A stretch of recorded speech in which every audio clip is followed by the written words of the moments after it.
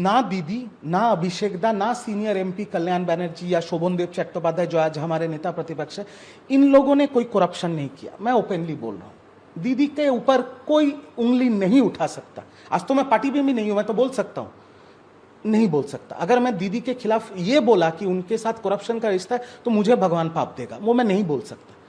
पर जो lower level cadres of Trinamool Congress, like councillor, panchayat के जो प्रधान है, पंचायत समिति के जो मेंबर है, जिला परिषद के जो मेंबर है, ब्लॉक सभापति जो है, ये लोग इतना लोगों पे अत्याचार करके पैसा उठाया है ना, लोग गुस्से में उनके खिलाफ वोट दिया है, तृणमूल के खिलाफ वोट दिया। और तीसरा सबसे बड़ा कारण, महिला का असम्मान। हम लोग सोचते थे पूरे बंगाल में जितनी महिलाएं हैं वो आंख बंद करके दीदी को वोट देंगे, और दीदी को उनका वोट मिला ही है। बट मैं आपको बता रहा हूं, मैं वितर्क में नहीं जाऊंगा, यही तृणमूल के जो लोअर लेवल कैडर्स हैं, ब्लॉक सभापति, पंचायत प्रधान, पंचायत समिति, जिला परिषद, इन लोगों ने महीने भर महीने, साल भर साल गांव के हिंदू महिलाओं के ऊपर जो अत्याचार किया है,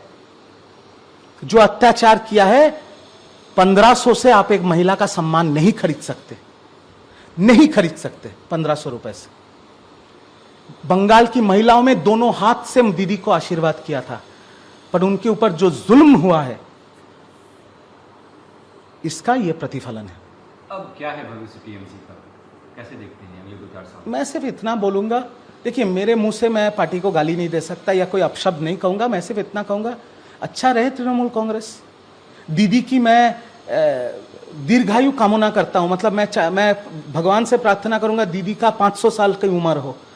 मैं भगवान से प्रार्थना करूंगा कि दीदी सुरक्षित रहे, उनका स्वास्थ्य अच्छा रहे, अभिषेक बनर्जी सुरक्षित रहे, उनका परिवार ठीक रहे, और तृणमूल कांग्रेस अच्छा रहे। पर आप मेरे को व्यक्तिगत तौर पे पूछेंगे तो बीजेपी अगले 2-3 साल, क्योंकि उनका 2029 का चुनाव है, वो नई पार्टी है, पहली बार उन्होंने सरकार में आए हैं, वो इतना काम करेंगे बंगाल में, इतना काम करेंगे बंगाल में कि तृणमूल का कोई नेता 2029 को घर घर जाके बोल नहीं सकेगा कि हमको वोट दो, क्योंकि लोग पूछेंगे क्यों आपको वोट दें। जो सरकार सत्ते में है वो तो सारा काम कर रहा है, नौकरी दे रहा है, महिला सुरक्षा हो रहा है, ये वो सब कुछ, तो यही बात है। शुभेंदु दा कल शपथ लिए, आपके संबंध उनसे कैसे हैं और कैसे देखते हैं? शुभेंदु दा मुख्यमंत्री हैं, पहले बीजेपी के मुख्यमंत्री हैं। देखिए मैं एक चीज क्लियरली बताना चाहता हूं आपको, देश के इतिहास में, भारतवर्ष के इतिहास में, देश स्वतंत्र होने के बाद अगर 10 ठो पॉलिटिशियन का लिस्ट बनेगा तो उसमें एक नाम ममता बनर्जी का रहेगा, और स्वतंत्र भारतवर्ष के इतिहास के अगर नेता प्रतिपक्ष का नाम लिखा जाएगा तो नंबर 1 ममता बनर्जी का होगा।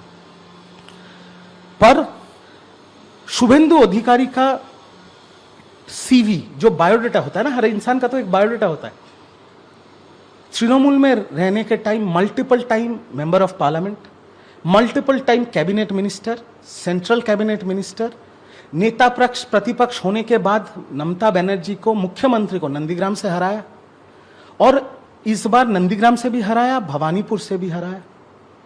तो उनका सीवी जो है ना वो और किसी का नहीं है।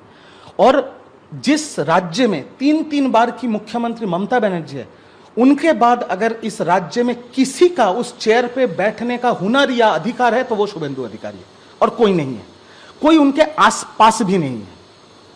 जब वो टीएमसी में थे तब वो रेड रोड पे पीडब्ल्यू टेंट में बैठते थे, तब तो मैं प्रवक्ता भी नहीं था, एकदम रोड साइड कैडर था, मैं जमीन से उठा हूं आज यहां पर, मैं फ्लैग लगाता था। तब मैं जब उनके पास जाता था ना, वो इतने मोटे मोटे फिश फ्राई खिलाते थे मुझे, इतने मोटे मोटे।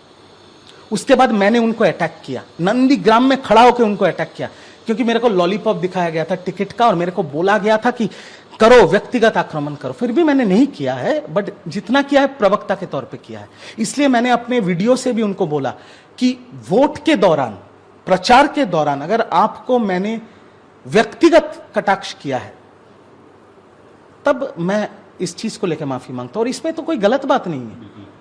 और मैं ये भी बोलूंगा, शुभेंदु अधिकारी मुख्यमंत्री बन के 2 दिन हुआ है, सिर्फ 2 दिन, बट इस 2 दिन के अंदर उन्होंने कम से कम 5,000 तृणमूल कांग्रेस कर्मी का जान बचाया उन्होंने। पूछिए कैसे? मुख्यमंत्री शपथ लेने से पहले 6 तारीख को उनके पीए को गोली मार दी गई, एकदम सिनेमा स्टाइल में, जैसे हम लोग वेब सीरीज नहीं देखते मिर्जापुर वगैरह, सिनेमा स्टाइल में उनके पीए को गोली मार दी गई। अगर उस दिन हॉस्पिटल से निकल के शुभेंदु अधिकारी बोलता कि अभी बदला होगा बंगाल में, उस रात को 5,000 तृणमूल कर्मी का खून हो जाता बंगाल में।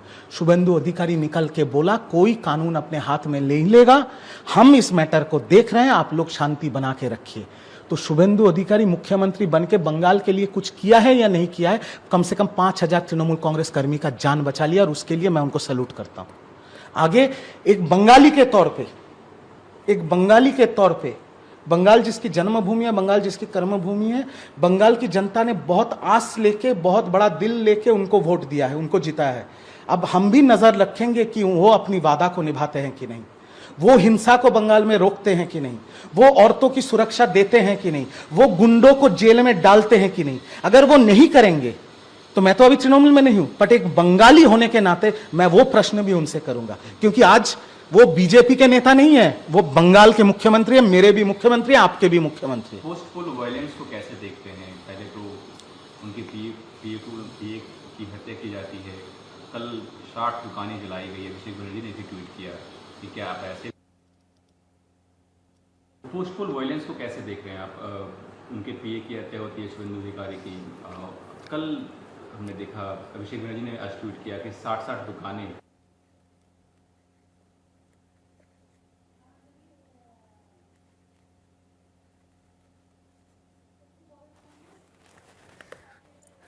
বেসুরো রিজু দত্ত ইতিমধ্যেই বহিষ্কৃত হয়েছেন রিজু দত্ত, এবং আজ তিনি যে অভিযোগ তুলছেন যে তৃণমূল কংগ্রেসের যারা নিচু তলার কর্মীরা তারা দুর্নীতি করে গেছে, এবং আজ দলের এই পতন নিচু তলার কর্মীদের জন্য। পাশাপাশি মহিলা সুরক্ষা একেবারেই নেই, মমতা বন্দ্যোপাধ্যায়কে অসম্মানের কোনো জায়গা নেই, স্পষ্ট বার্তা রিজু দত্তের। তৃণমূলের নেতারা 29-এর ভোটে বাড়ি বাড়ি গিয়ে ভোট চাইতে পারবে না, বাড়ি বাড়ি গিয়ে বলতে পারবে না আমাদের ভোট দিন, কারণ বিজেপি সরকার এত কাজ করবে যে তৃণমূল কংগ্রেসের কোনো মুখই থাকবে না বাড়ি বাড়ি গিয়ে ভোট চাওয়ার জন্য।